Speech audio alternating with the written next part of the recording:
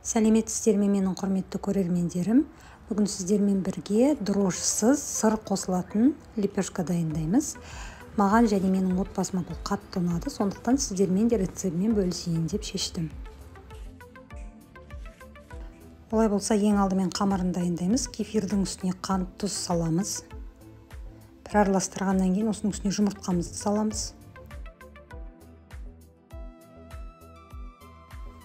Сұйық май құямыз.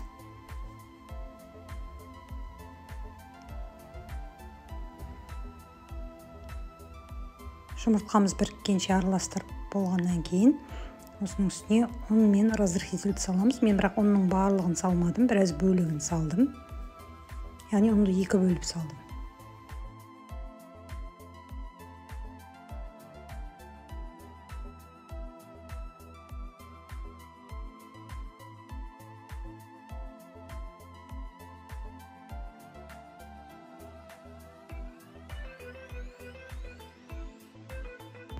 Оның аздау болғаннан кейін екінші бөлігін қостым. Енді дальше қолымызбен қамыр илейміз. Жұмсақ қамыр болады, жабысатын. Илеп болғаннан кейін соңында кішкене сұйық май құйып билеп жібереміз. Қолымызға қатты жабыспас үшін.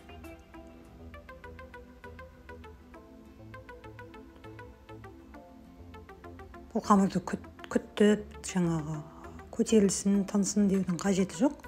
Сразу алып бөліктерге бөліп, илеп істей береміз. Осы қамырды мен барлық 8 бөлікке бөліп алдым.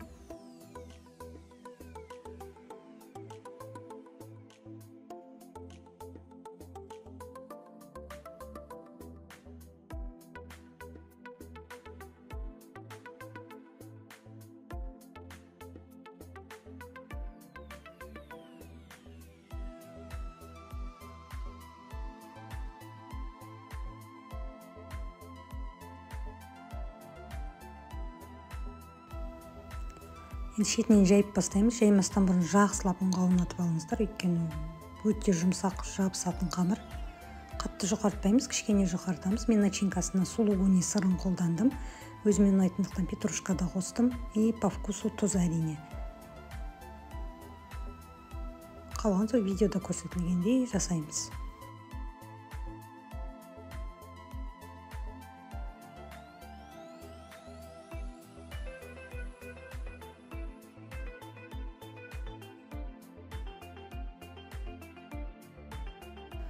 Шайған кезде жабыспасын деп екі жағына да жақсылап ұн сеуіп алдым. Енді осы қамырымызды жұқартамыз.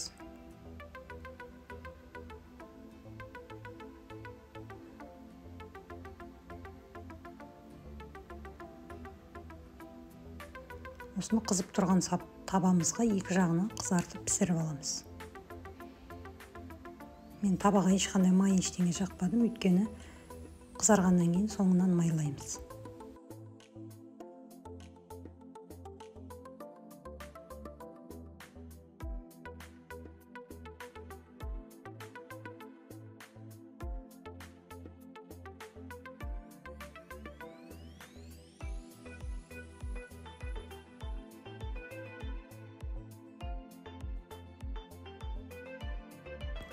Қамырдың екінші жағын қызартатын кезде қатты көтеріліп кетеді, сондықтан вилкамен тесіп жіберсеңіздер, қайттан орнына түседі.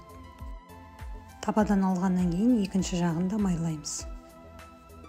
Осылай барлық қамырымызды пісіріп аламыз. Өте дәмді болады, жұмсақ болады.